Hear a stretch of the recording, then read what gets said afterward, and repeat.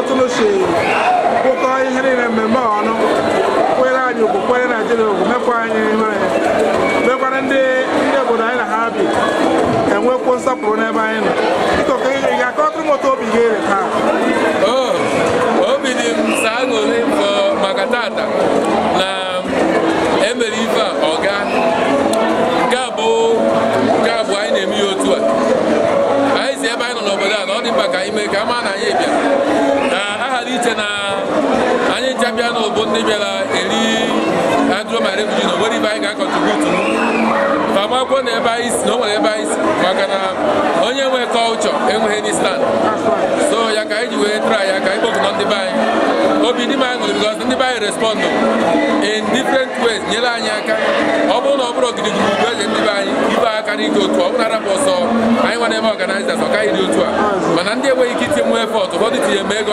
ma ife ndị ọzọ so anyị na-ekele onye ọbụla nyere aka wee mee ka ibe aga ọfụma obi dị anyị aṅụrị thank you.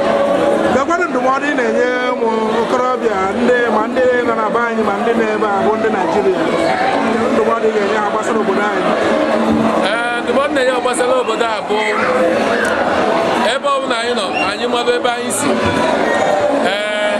anyị bụ ndị bịara abịa ebe a mana o nwere ebe anyị si ka anyị gba mbọ na-egosipụta ezigbo ife gbasara ebe anyị na-alụsi ọrụ ike na-eme edobe iwu obodo bikọs anyị na-edobe iwu obodo na-alụsi ọrụ ike na-egosi na onwe ife anyị ga-atụnye nwere obodo anyị bịa mgbe anyị bịa na ebe ga-asọpụrụ anyị mana anyị banye na mmebi iwu na ife ndị ọzọ okwu mkpụrụ aka rụta mmanya mmana ụzọ ọrụ ọnụ so ka ndị be anyị gbakọ kpachapụ anya onye mara ife ọ na-emesie ya ike onye na-agụ ọgwụ ọgụsie ya ike onye na-arụ ọrụ ọrụsie ya ike ka ndị anyị bi ebe wee malụ na anyị nwagbụrụ ebe anyị si nwee ife anyị nwere ike itinye n'obodo anyị nọ na ya na anyị arụtọ ndị oriri na anyị nwere ndị onyinye maazị m na-ekele gị na mbọ niile na-agba ama m na oge ha bụ nwanne onye ọbụla aga m ahapụ oge ị gakwa na-ahazi isi na-ahazi udo dịrị gị daalụ thank you very much for ịbịa and Chukwu gọzie anyị thank you very much. Amen.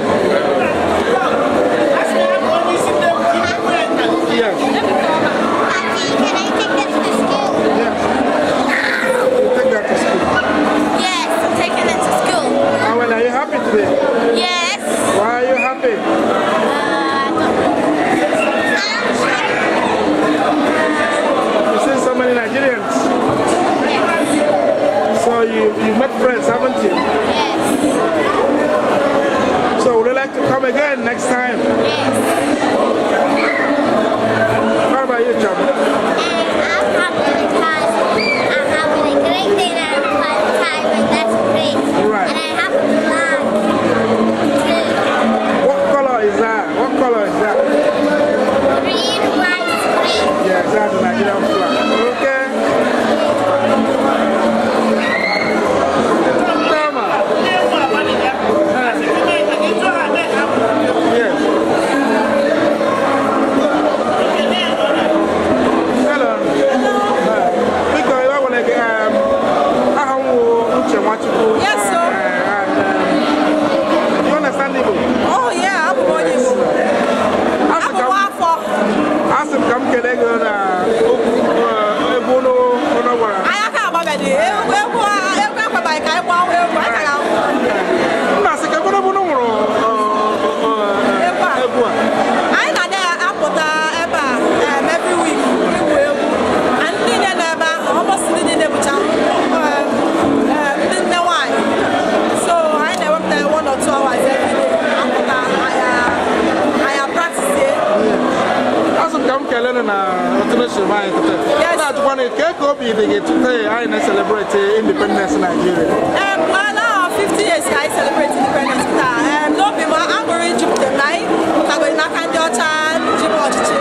Man, I can be like one my open over there days go my what I go. Nandi then I shine. They do so long. That can never see you by the by. I can like go up na next one or two na talk on na na. I just want to explain about June and Kai. Man, I would do it. Aliza Aruti. Yeah, even I had so while there is life there is hope. So I will lion. The head of them ma. When I be Yo kwani ndụmọdụ ị ga-enye ke ndụmọdụ na-enyekwa na ụmụ nwaanyị ibe gị ndị bi na mba bi na Glasgow ka ndụmọdụ ị ga-enye ndụmọdụ ka na-enye ha bụ ha jisi ike na-eme ihe ha na-eme na Glasgow siri ike mana ịmago ijisi ike na-aga and ị na-ekpere Chukwu because onye na-eji Chukwu no get anything if you no get God you don't finish your own don waka so ị na-ekpere Chukwu Chineke anọdụ na-agọzi anyị na-eme anyị na-aga n'ihu nne m ịgbalị gasị m ụlọ jide na nke onu ji so ịgbalị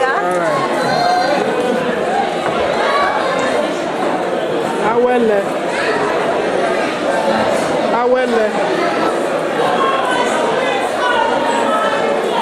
where's your sister?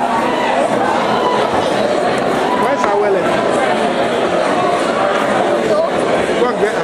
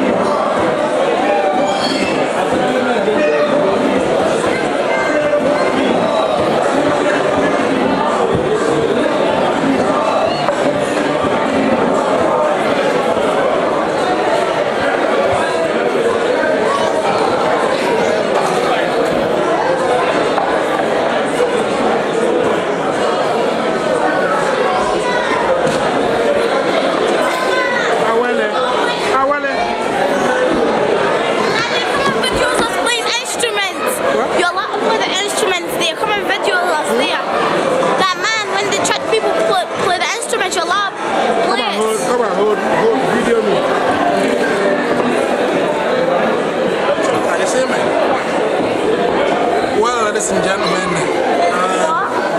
I think we've gradually winding up the celebrations of Nigeria's 50th anniversary. It's been myself doing the recording and the interviews, and I'm very glad to be here today. I really wish every individual that have come here joining messages back to their various homes, and I'm wishing everybody long life and prosperity, especially our country Nigeria. We are wishing Nigeria God's guidance, greatness, and asking God to wake us from our dream, because Nigeria is said the sleeping giant of Africa, and we're hoping that we progress. So that's me signing off just now and retiring to the Comforter restaurant for more refreshment.